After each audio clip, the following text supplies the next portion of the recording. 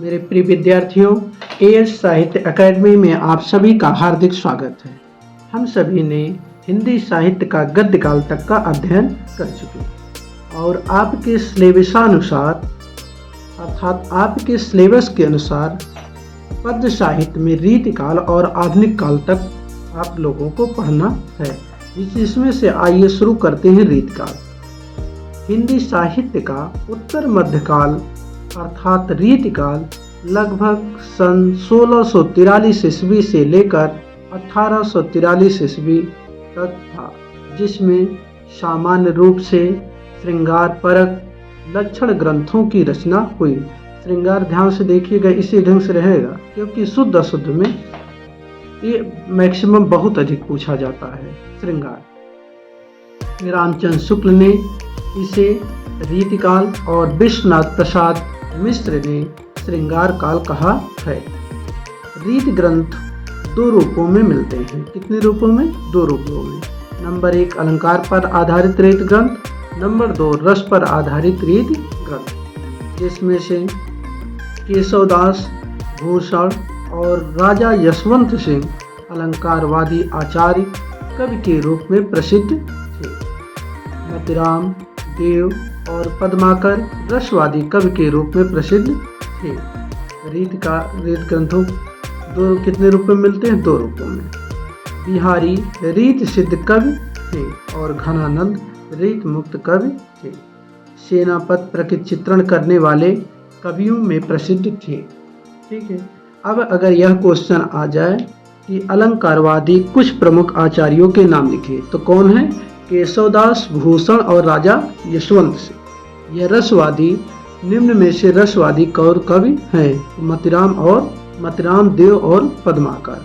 कौन कौन से कवि हैं? मोतीराम देव और पद्माकर। रसवादी कैसे कवि हैं? रसवादी। केशवदास रीतिकाल के सर्वाधिक अलंकारवादी आचार्य के रूप में प्रसिद्ध थे, अर्थात रीतिकाल के प्रमुख अलंकारवादी कवि के रूप में कौन से? केशवदास। इन्हें कठिन काव्य का प्रेत भी कहा जाता है। इन्हें क्या कहा जाता है? कठिन काव्य का प्रेत भी कहा जाता है।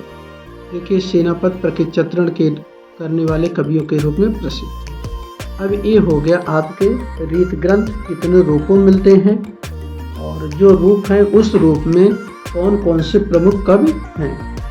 आगे देखते हैं रीतिकाल के प्रमुख कवि एवं उनकी रचनाएं। रीतिकाल के प्रमुख यहाँ आप लोग कर लीजिएगा। रीतिकाल के प्रमुख कवि, रीतिकाल के प्रमुख कवि, रीतिकाल के प्रमुख कवि एवं उनकी रचनाएं। एक तरफ कवि डाल दीजिए, दूसरे तरफ रचनाएं। केशवदास की रचना का नाम क्या है? रामचंद्र का कवप्रिया रसिकप्रिया, जिसमें से कवप्रिया अलंकारवादी रचना है और रसप्रिया रसवादी रचना है। भूषण की शिवराज भूषण, यह अलंकारवादी ग्रंथ है जिसमें 105 अलंकारों का वर्णन है। शिवा बावनी छत्रसाल दशरथ। मोतीराम की रचना का नाम रसराज ललितराम सतसई। बिहारी का रचना का नाम सतसई, जिसमें कितने दोहे थे? 719। कहीं कहीं 719 लिखिए है, 719 दोहा और सर्वमान्य जो है 713 दोहे, ये सर्वमान्य है। बिहारी सत्संग कितने दोहे थे? 713। सेनापति की रचना का नाम कवित्व रत्नाकर और घनानंद की रचना का नाम था सुजान हित प्रबंध और पदावली। पदावली और किसकी रचना थी? मीराबाई। किसकी रचना का नाम है? मीराबाई का। आइए देखते हैं रीतिकाल की प्रमुख प्रवृत्तियां क्या थी। रीतिकाल की प्रमुख प्रवृत्तियों, नंबर 1 रीति ग्रंथों का निर्माण, नंबर 2 श्रृंगार रस की प्रमुखता और नंबर 3 काव्य भाषा ब्रज भाषा, अर्थात जो काव्य लिखा जाता था रीतिकाल में वह ब्रज भाषा में लिखा जाता था। और आज मैक्सिमम काव्य किस भाषा में लिखे जाते हैं? हिंदी भाषा में, खड़ी बोली हिंदी। प्रकृति चित्रण का उद्दीपन रूपों में वर्णन, आश्रयदाताओं की प्रशंसा। रीतिकाल की मुख्य देन क्या थी? नंबर 1 इस युग की मुख्य देन ब्रज भाषा एक काव्य भाषा के रूप में प्रतिष्ठित हुई। अर्थ गौरव, चमत्कार, लाक्षणिकता, भावों की सूक्ष्म प्रस्तुति के रूप में समर्थ भाषा बन गई। घनानंद की लाक्षणिकता आदिति थी। रीतिकाल की ये मुख्य आपकी देन हो गई। अब तक हम जो है हिंदी गद्य साहित्य का कंप्लीट हो गया है। आइए हिंदी गद्य साहित्य के कुछ बहुविकल्पी प्रश्न जो हैं देख लेते हैं। पुनः बाद में जो है आपके एक अलग जो है नोट्स के माध्यम से जो इम्पॉर्टेंट बहुविकल्पी क्वेश्चन है उसको जो है डाल दिया जाएगा। आइए देखते हैं। पहले यहाँ देख लेते हैं, तो फिर गद्य और पद्य का बहुविकल्पी क्वेश्चन अलग से जो है हम एक वीडियो बना के आपको दे देंगे। उसके बाहर एक भी क्वेश्चन नहीं जाएगा। और इसको वीडियो जब बहुविकल्पी क्वेश्चन हम देखेंगे तो इतना ध्यान रखना है, जो अलग से बताया जाता है जितना, उसको आप लोग अपनी फेयर कॉपी पर नोट करते जाइएगा। देखिए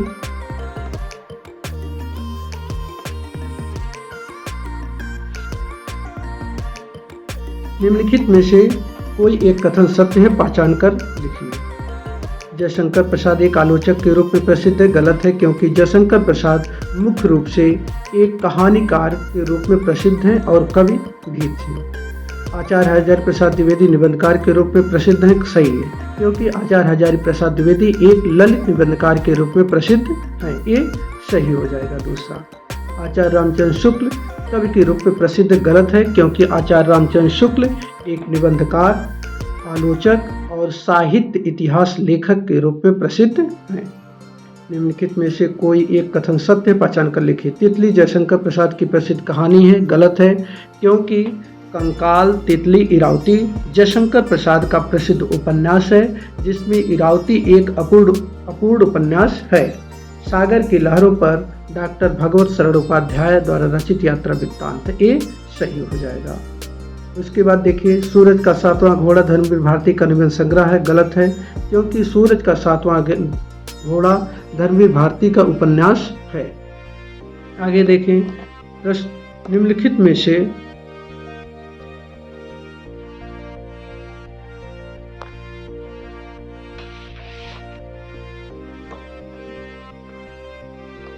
निम्नलिखित तीसरा देखिए, निम्नलिखित में से कोई एक कथन सही है।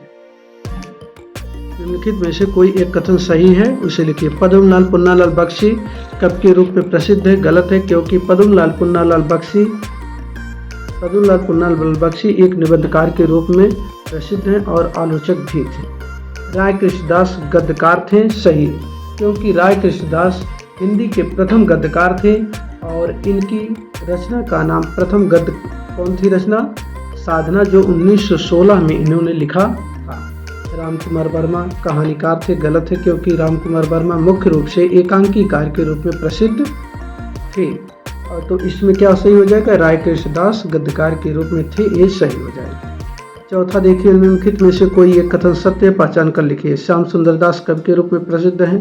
गलत है, क्योंकि पिछले वीडियो में भी बताया गया है, श्याम सुंदर दास एक निबंधकार के रूप में प्रसिद्ध हैं। आचार्य रामचंद्र शुक्ल निबंध समालोचना इतिहास लेखक के रूप में प्रसिद्ध हैं, ये सही हो जाएगा।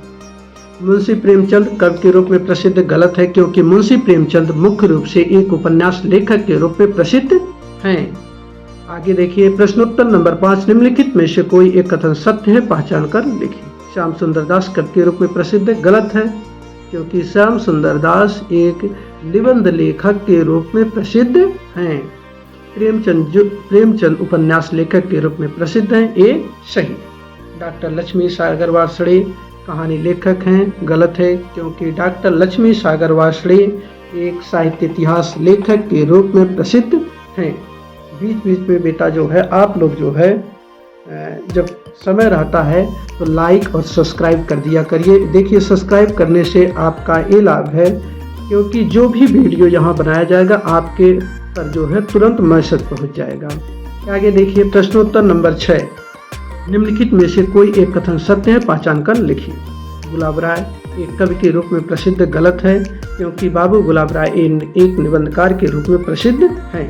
आचार्य हजारी प्रसाद द्विवेदी एक ललित निबंधकार के रूप में प्रसिद्ध हैं, ये भी गलत हो जाएगा। तो ए जयशंकर प्रसाद ऐतिहासिक नाटकों के क्षेत्र में महत्वपूर्ण योगदान है, ये सही हो जाएगा, क्योंकि आज तक हिंदी साहित्य के इतिहास में सर्वाधिक ऐतिहासिक नाटक लिखने वाले जयशंकर प्रसाद जी हैं।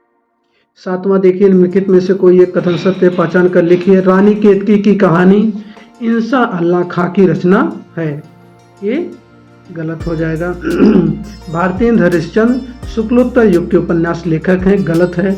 कलम का सिपाही की रचना किसने की? अमृत राय ने। कलम का सिपाही मुंशी प्रेमचंद की जीवनी है, जिसे अमृत राय ने लिखा है, ये सही हो जाएगा। उसके बाद देखिए प्रश्नोत्तर नंबर 8। प्रश्नोत्तर नंबर 8। प्रश्नोत्तर नंबर 8 में